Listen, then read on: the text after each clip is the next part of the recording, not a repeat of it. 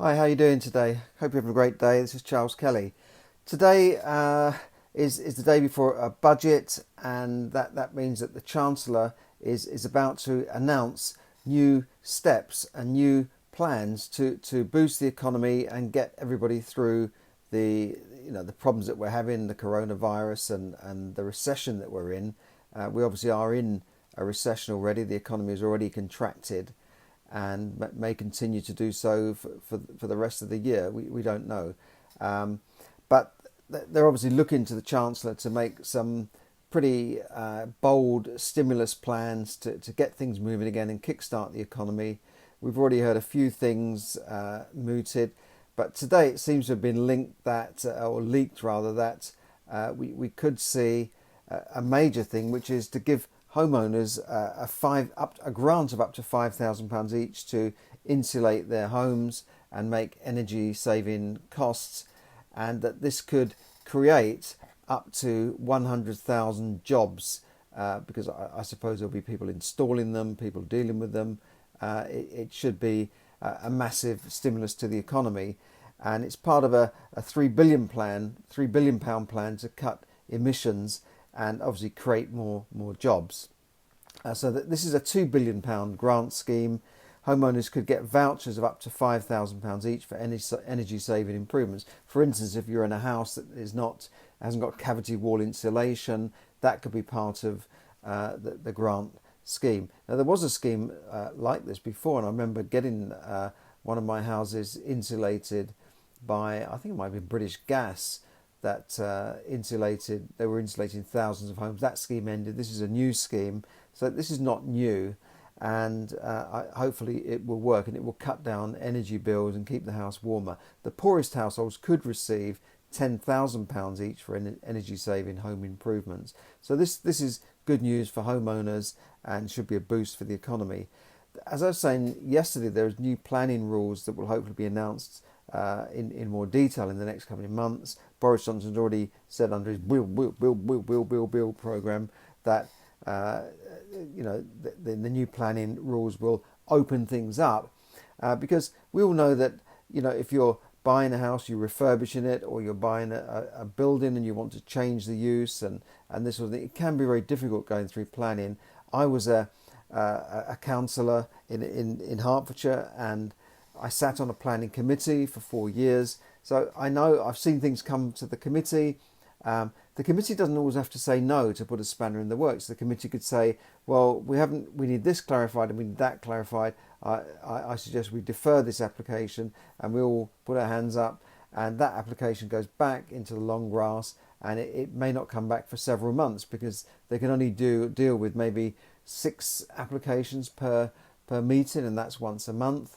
So I've seen what happens with planning applications. So the new planning rules to open up more opportunities should help people and give people more opportunities to make money in property. That means maybe buying shops and converting those shops into flats. Now this will not be in main shopping thoroughfares like your main high street or your Oxford streets and that sort of thing. But there's a lot of secondary shopping parades that are not doing very well. They might have empty shops, not in every area, but there might be empty shops that are no longer viable. These could be turned back into residential. Many of them were residential originally. They could be turned back into residential. We don't know all the details of this because it's just an announcement by Boris, but there'll be other things that will make it easier to deal with planning applications and generally get the market moving so that more property can come on the market. Now this comes on top of the fact that there is already permitted development rights to, say, convert offices into flats, and in many ways this has taken away a lot of the office space that's out there, but perhaps now in the future we will see less need for office space as more companies take advantage of technology, which they've had to do during this coronavirus pandemic, and it's probably accelerated this reducing office space program by years because they've had to just get on with it. So we may see more offices becoming flats, and that gets the economy moving as well, because as people buy houses, they buy things for their houses, they employ builders, plumbers, all these people are out working, and it means that people are spending money, which is a very important part of our GDP, that we spend money and not hoard it. So that should open up opportunities, and if you're a developer, it should open opportunities for getting developments moving again. Because sitting on the planning committee, I know that it was frustrating for developers, but it was also frustrating for councils and planning officers and committee members, councillors, because there were schemes that were clearly not suitable. We couldn't turn them down because they could just go to appeal, and they would no doubt win the appeal. So it already has taken powers away from local councils to make decisions, and these new planning rules should open up things even more. So it's great news if you're a developer in property, but maybe not such good news if you are one of the NIMBYs that say, well, we don't want anything in our backyard, we don't want any new development, which many, you can understand. If people have got, live opposite a field, they don't want to see, 500 houses being built there. And in many cases, developments may have not been suitable because there's no transport infrastructure. I used to say to my council, we need more transport infrastructure. Why not build a new town? Why not build a proper new town on a railway line? They said, well, that's not possible because it costs too much money to build a station. They said it costs 10 million to build a station, which, if you've got 2 concrete slabs down the side of a railway line and a couple of huts, that's a station. But apparently it does cost 10 million to build a station. But why not invest in proper towns? I haven't seen any proper new towns and new cities built since the end of the 70s. You look at places like Milton Keynes, Harlow, Basildon. These were all major developments, that were created in proper ways, with stations, with roads, with infrastructure, with jobs, with hospitals and doctor surgeries in many cases, but proper places where people could go and live and didn't have to necessarily travel into another place and clog up the roads with traffic. We need more of that, and I think we need more bold plans, more imaginative plans, rather than just building bits and pieces piecemeal here, there and everywhere. I think we heard under the Cameron government that they were going to build 7 new towns in the southeast.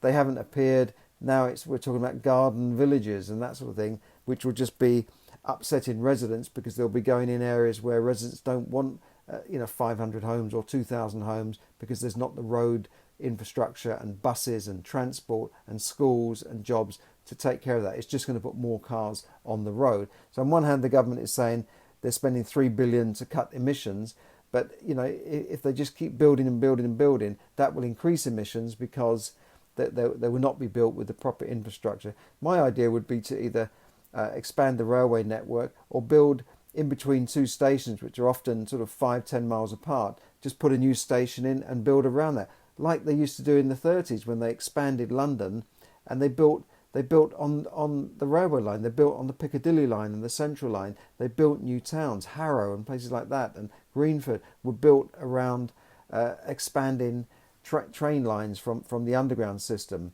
So I think that we do need more of that. Just want to say hi to a couple of people. Mary, hi Mary, how you doing? And Brett, also a counsellor. Hi Brett, how you doing? Good to see you. So that hopefully we'll see more opportunities to make money in property. And in fact, if you're interested in property, there is a webinar coming up through a friend of mine. It's not my own webinar, but they're running a webinar on learning how to buy, refinance and refurbish property. BRR is usually called: buy, refurbish, refinance or sell.